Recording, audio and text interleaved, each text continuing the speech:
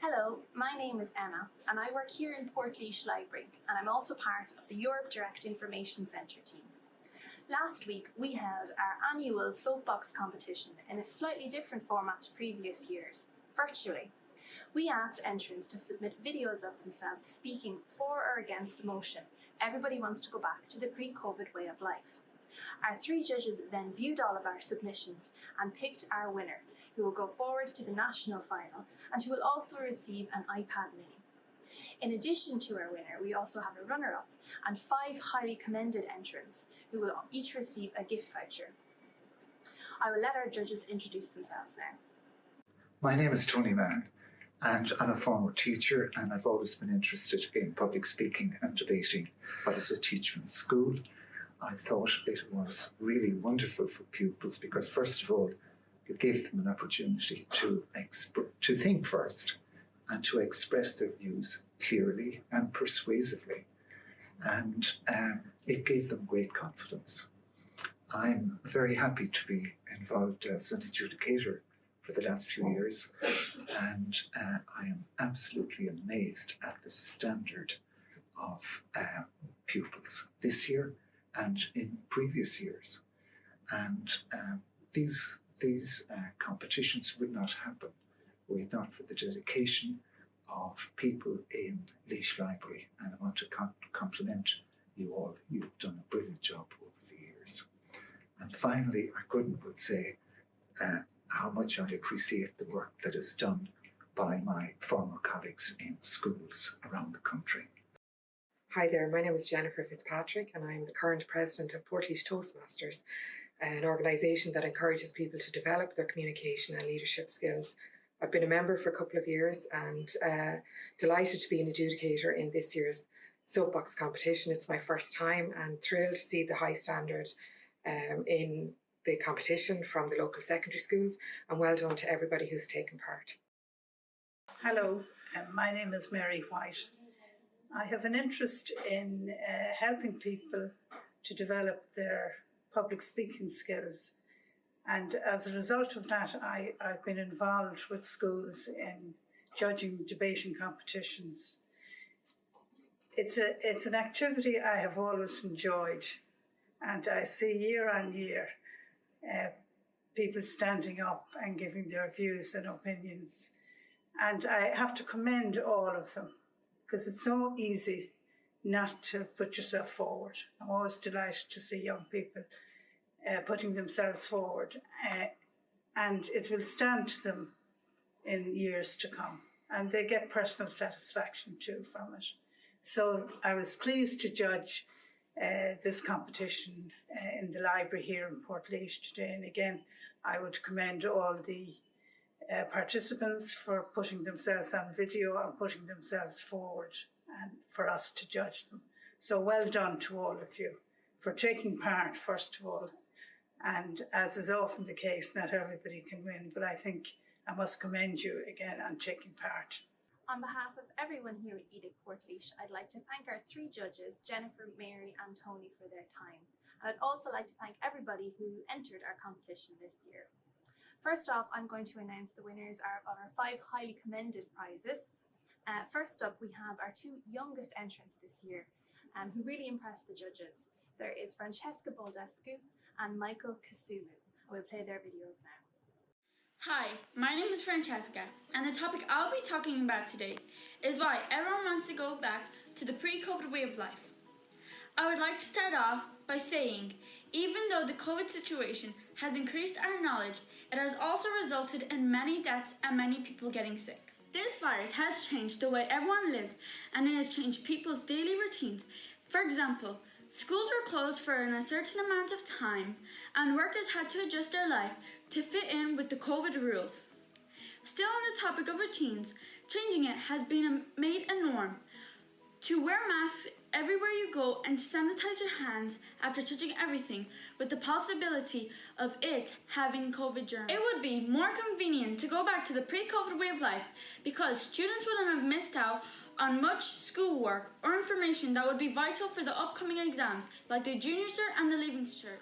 We all wish to go back to the way things were before so we can meet our friends and still do the things that we do, and we can't meet any other family members or friends either, which can be hard for people who are really close to other family members, or that they rely on other family members to make them feel a small bit happier and not depressed. Still on the topic of depression, over half of Ireland's population fell into Great Depression during this time because they couldn't get the serotonin they need during the lockdown from their friends outside the home. As you may or may not seen many news reporters about the virus, which stressed many people out and wanted to know everything is getting better and to be able to go back to the way things were before. We all know that COVID helped scientists to improve medicine, but the medicine wasn't made in time, and it resulted in over 2,000 deaths and over 69,000 cases. Thanks for listening to my debate, and I hope you take it into great consideration. Everyone wants to go back to pre-COVID ways, and I can't blame them. Being unable to see your family is annoying, and for young people, this is having a big impact on their lives. During pre-COVID, it was easy enough to find a job, but now most young people are being unemployed due to COVID.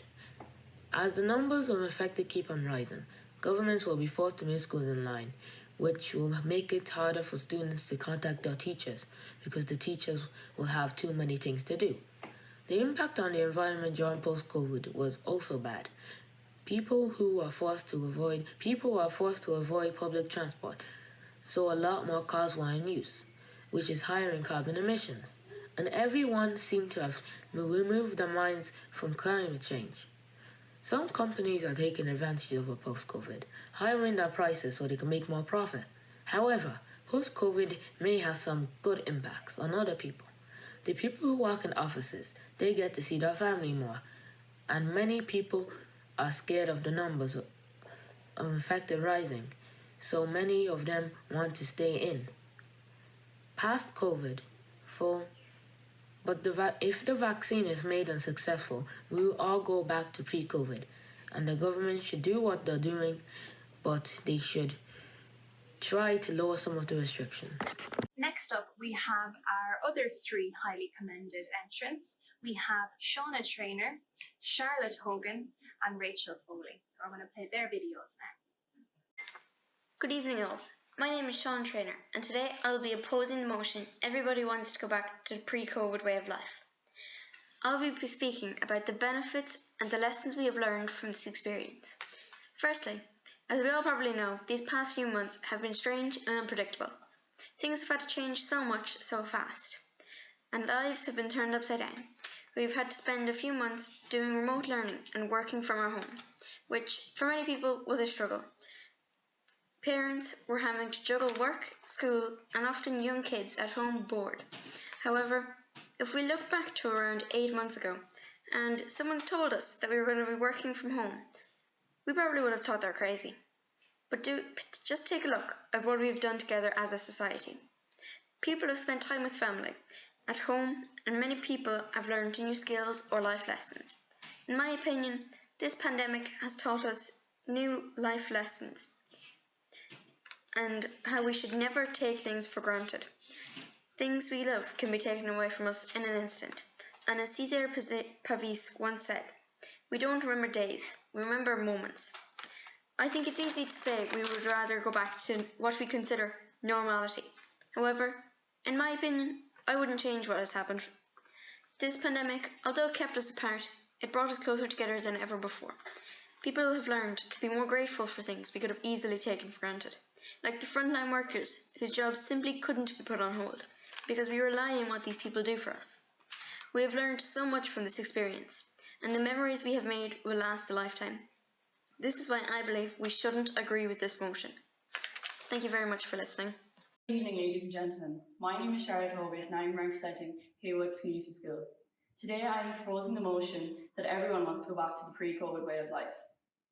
There was once a harmonious world, people living lives the way that they knew, the only way that they knew was normal.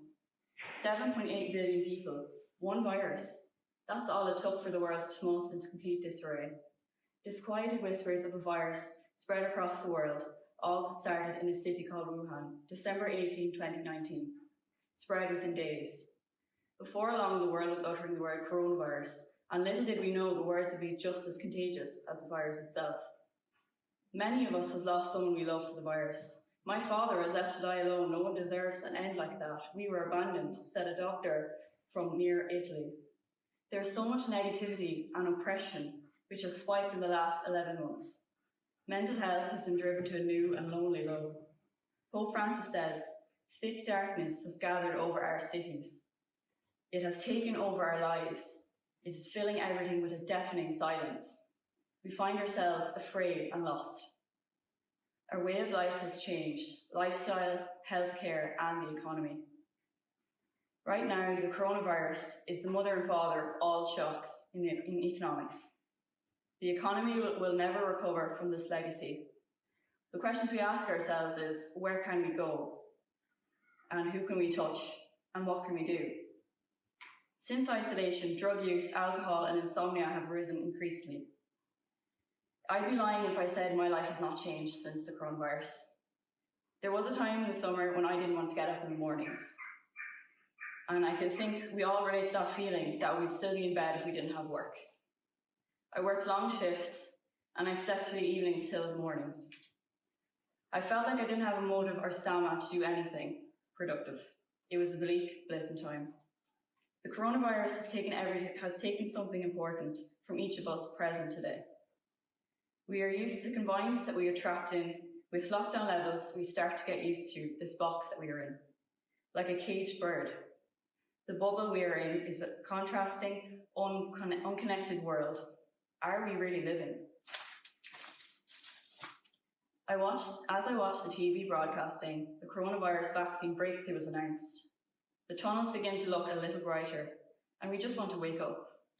We want to wake up and go back to reality. I know I prefer to go back to the pre-COVID way of life. I just want to live in a world without fear of sudden death. It's 7 billion people, one virus. This is history we are now living in. It is not impossible. Thank you. Good morning, everyone. My name is Rachel Foley, and I am here today to discuss the topic, everyone wants to go back to the pre-COVID way of life. Now, technically, I can't speak on behalf of everyone, but I am personally strongly in favour of this motion. The biggest question I was asking myself when writing this speech was, where do I begin? COVID-19 has been around for quite a while now and has undeniably had a huge impact on all of our lives. So let's go back to the very start, all the way back to the 13th of March when schools were closed and coronavirus first crept into our lives.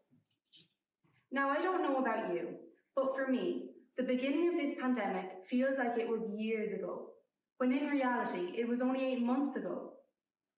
When the first lockdown was announced, I think it's fair to say that we all thought it would just blow over and that everything would go back to normal in a few weeks. Yet, here we are, struggling through lockdown number 3. What is normal anymore? Is normal the way life was before COVID?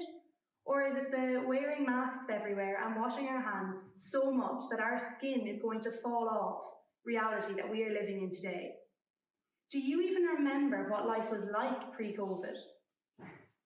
Before this pandemic, we didn't know what it was like to not be allowed to see our family regularly, or stop by a friend's house for a cuppa, or walk further than 5 kilometres away from our houses.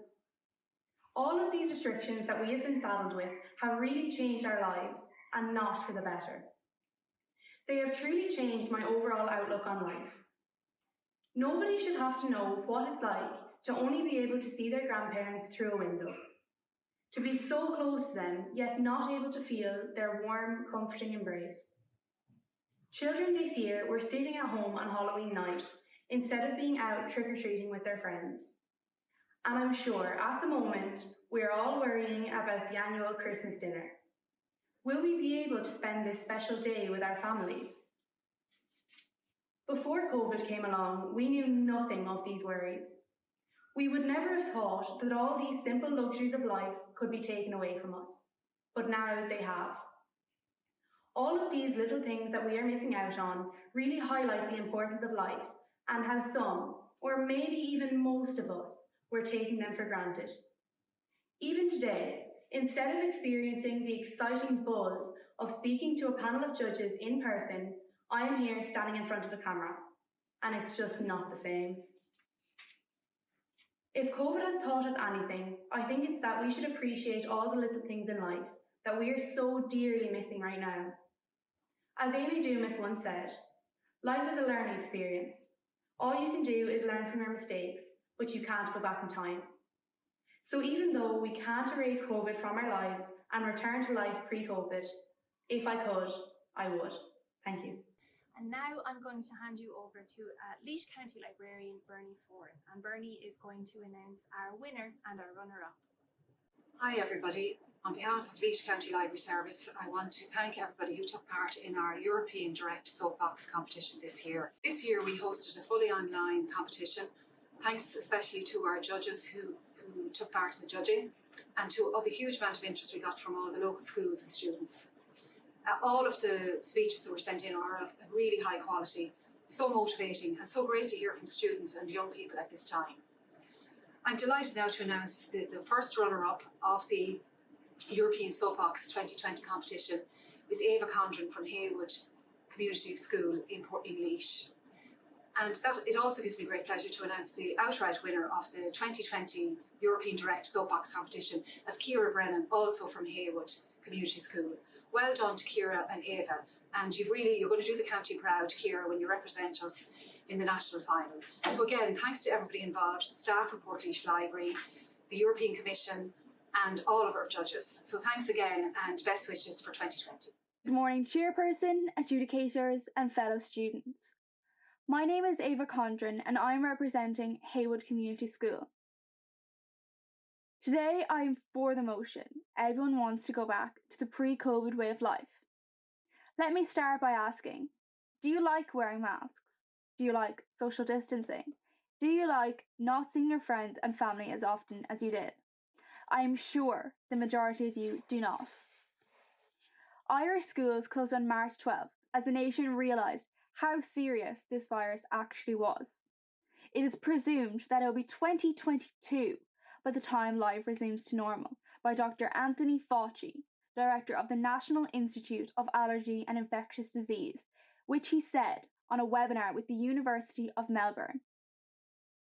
This means we have to endure this for another 2 years at least, with his calculations.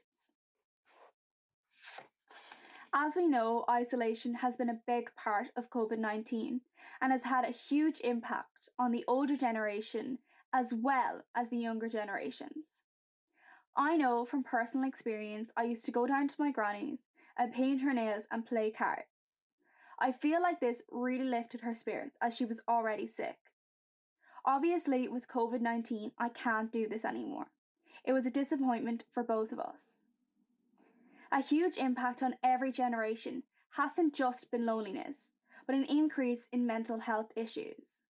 There has been an understandable increase in anxiety as people are scared of losing loved ones and the unknown of when normality will resume.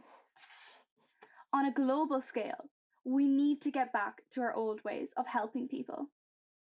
With the current situation at hand, it is hard to give back, as we have a crisis of our own. We have countries like South Sudan, Republic of Congo, and Sierra Leone that are struggling economically. I'm sure this pandemic is not helping them either.